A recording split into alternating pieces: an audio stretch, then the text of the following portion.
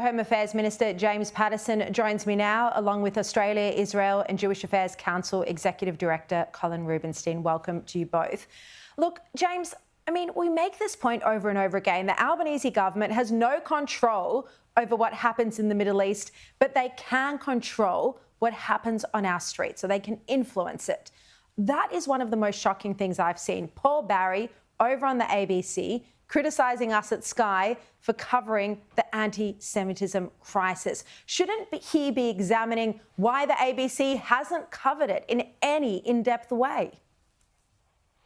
Shari, I thought it was a very bold call by Paul Barry and the ABC to attack Sky News for being too focused and too concerned about anti-Semitism, which has reached an unprecedented crisis in our country over the last 8 months, when bodies like the Executive Council of Australian Jewry track a 700% increase in anti-Semitism, when Victoria Police report massive increases in anti-Semitic incidents, 10 times in the frequency of anti-Islamic incidents.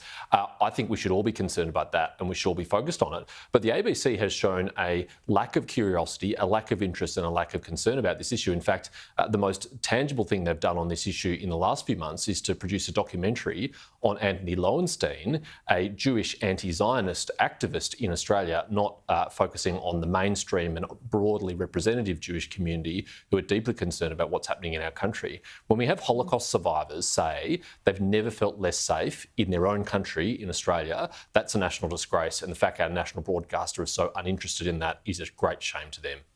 Absolutely, and well said. Colin Rubenstein, we've been reporting here on Sky, and even left-wing media outlet Crikey has been reporting about how Anthony Albanese, in his early parliamentary career in the year 2000, joined pro-Palestinian protesters at a rally in Sydney where Israeli and American flags were burned. Do you think his history as a Palestinian activist has prevented him from calling out some of the aggression and violence that we've seen at protests around the country and from taking a stronger position on anti-Semitism? Well, Shari, thanks for having me on. The Prime Minister's history is no secret. You've divulged it, as have others, and the Prime Minister himself today said again, he's been a long-standing, passionate supporter of the Palestinians. And meeting with Arafat in the 90s, I don't think that's original sin. Many people met with Arafat during the Oslo process in the hope that the Palestinians would actually move forward, accept the reality of Israel and a two-state outcome. Of course, the great tragedy is, as we saw in the explosion of the Intifada, the rejection of the Barack and President Clinton initiatives for a two-state outcome. We saw the Palestinians lurch towards continued extremism, wanting their own state, not alongside Israel in peace, but instead of Israel, which has remained a continuing problem ever since, rejecting the peace offers, the two-state outcomes that have been offered repeatedly by Israeli leaders, be it President Olmert, even Prime Minister Olmert, Prime Minister Netanyahu. So the pity is that while the Prime Minister has mellowed somewhat over the years, he opposes the BDS, he accepts the IRA definition of anti-Semitism, which is criticism of Israel is legitimate, but comparing Israel to Nazi Germany or wishing for the elimination of Israel from the river to the sea and an intifada is inappropriate.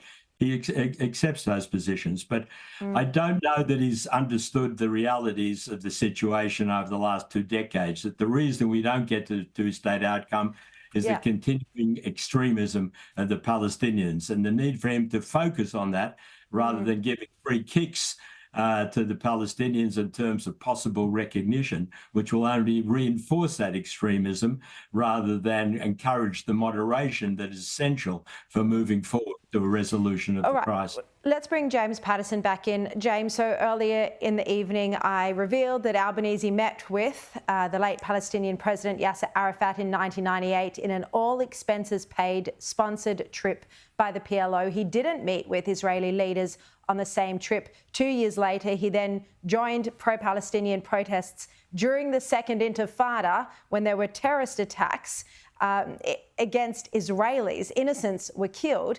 Albanese joined those protests. Flags were burned. What's your reaction to these revelations?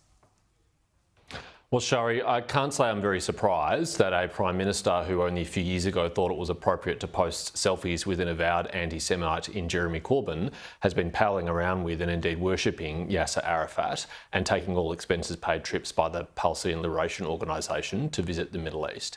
And I want to be fair to him and say, yes, he met Yasser Arafat in 1998. It was before the Second Intifada.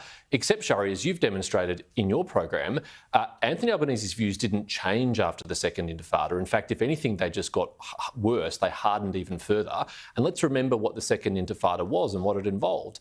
A 15-year-old Australian citizen, Malky Roth, was at a pizza restaurant in Tel Aviv, minding her own business, when a Palestinian terrorist walked in and blew her up, and 14 other innocent people. That's what the Second Intifada was. And yet, in response to the Second Intifada, Anthony Albanese thought that the right thing to do was to turn up to rallies where they burned Israeli flags and American flags, where he indulged some of the extremists in the pro-Palestinian movement in this country. And he's done it ever since. And I said on your program on Monday night, he's the most anti-Israel Prime Minister we've ever had. I don't say that lightly. I think it's well supported by evidence, and you've just provided further evidence of it tonight. Just a quick follow-up there before I go back to Colin. How do you think this has impacted on his leadership in Australia since October 7? Well, I mean, on the one hand, I think a lot of Australians just assume he's a weak Prime Minister and he's terrified of the Greens political party, and that's why he's been unable to unequivocally condemn anti-Semitism on its own without linking it to Islamophobia or other issues. But actually, I think he has a deep-seated sympathy for the Palestinian cause, which goes far beyond a genuine humanitarian sympathy for Palestinian people, which we should all have, and really goes into anti-Israel bias and hatred. And I think that is reflected over a long period of time. I mean, some of his statements in the House of Representatives have been filled with bile, have been shockingly biased against Israel, have been totally unbalanced. And I think that has really impacted his ability to stand strong as Prime Minister against a moral crisis in our own country of anti-Semitism. Look, we've also seen Penny Wong just this week refuse to rule out supporting a Palestinian state, even if Hamas still played some role in the governing of Gaza. Colin, what's your reaction to this? Well, it's a complete contradiction in her position and the government's position. On the one hand, they realised Hamas is a banned terrorist organisation, an extreme organisation engaged in the worst sort of terrorism in recent history, the greatest massacre of Jews since the Holocaust. It's abhorrent, as the Prime Minister said today, and they shouldn't have a role in the future. Then on the other hand, they're referring to the possibility of early recognition of a Palestinian state, voting for that UN resolution 3 weeks ago and previous statements to that effect. It represents a complete contradiction that Hamas will continue to be governing in Gaza and calling for a permanent ceasefire. So there's a lack of moral clarity and there's a lack of recognition of what the facts are. Early recognition of Palestinians won't increase the possibility of moving towards a reconciliation. It simply reinforces terrorism and rewards terrorism. And that's the tragedy in the current situation, I think. It's really totally counterproductive to moving towards some sort of reasonable resolution. All right. Well,